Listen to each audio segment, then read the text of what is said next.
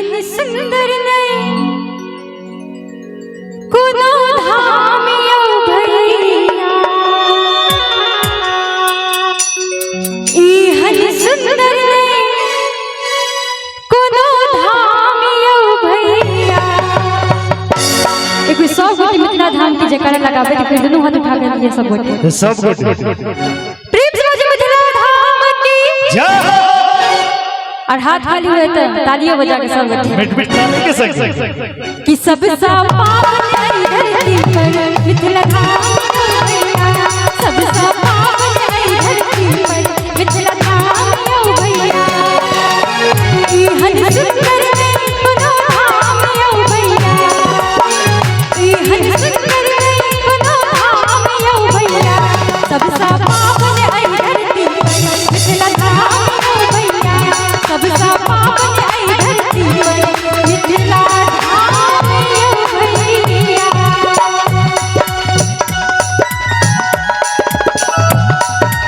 क्या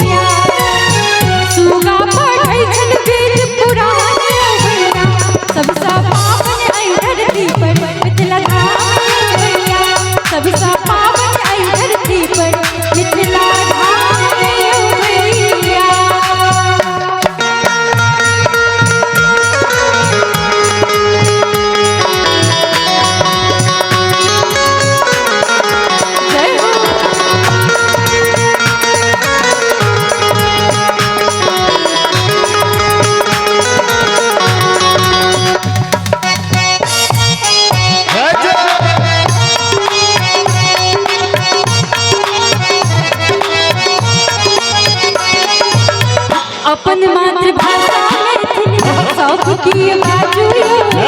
चाहे रहे दिल्ली मुंबई या पंजाब कमाऊ अपन मातृभाषा सबकी बाजू चाहे रहे दिल्ली मुंबई या पंजाब कमाऊ मीठे बोले मैथिली पहचानियो भैया मीठे बोले